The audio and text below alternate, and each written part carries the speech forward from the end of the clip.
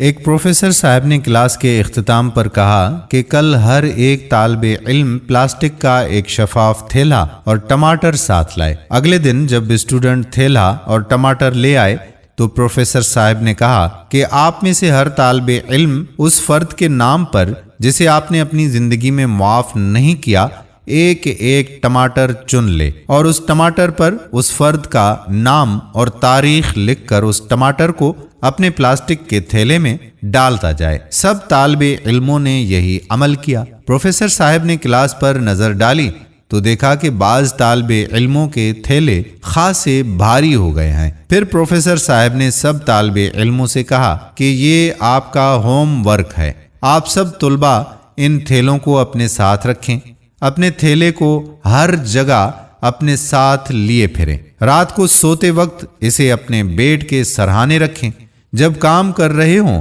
تو اسے اپنی میز کے برابر میں رکھیں۔ کل ہفتہ، پرسوں اتوار ہے، 2 دن آپ کی چھٹی ہے، سوموار کو آپ ان تھیلوں کو لے کر آئیں گے اور بتائیں آپ نے کیا سبق سیکھا۔ سوموار کے دن سب طالب علم آ گئے تو سب کے چہروں پر پریشانی کے آثار نمایاں تھے۔ سب نے بتایا کہ اس تھیلے کو ساتھ ساتھ گھسیٹے پھرنا ایک آزار ہو گیا۔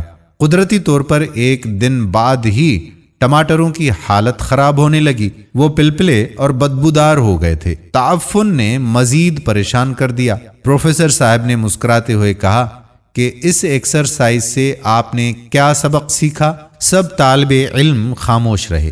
پروفیسر صاحب بولے، اس ایکسرسائز سے یہ واضح ہوا کہ روحانی طور پر ہم اپنے آپ پر کتنا غیر ضروری وزن لادے پھر رہے ہوتے ہیں۔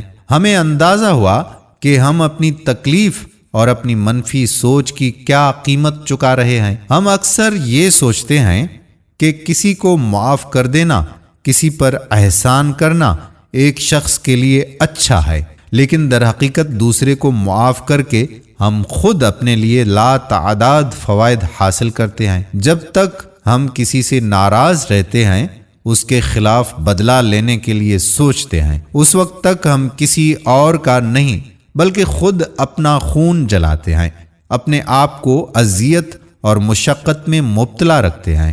بدلے اور انتقام کی سوچ گلے سڑے ٹماٹروں کی طرح ہمارے باطن میں بدبو پھیلانے لگتی ہے۔ معاف نہ کرنا ایک بوجھ بن کر ہمارے اعصاب کو تھکا دیتا ہے۔ اسی لیے دوسروں کو معاف کرنے کی عادت اپنا لیجیے اور پرسکون زندگی بسر کیجیے، کیونکہ معاف کر دینا سنت نبوی صلی اللہ علیہ وآلہ وسلم بھی ہے اور حکم القرآن بھی ہے۔ اسی لیے ہم آپ سب دیکھنے والوں سے یہ التماس کرتے ہیں کہ اگر کسی نے کوئی غلطی کی ہو تو خدا را اسے معاف کر دیں، اور جس کو آپ نے معاف کر دیا ہو اس کو تو یہ ویڈیو ضرور بھیج دیجیے گا۔ آنے والی ویڈیو تک اپنے میزبان قادر کلہوڑو کو اجازت دیجیے۔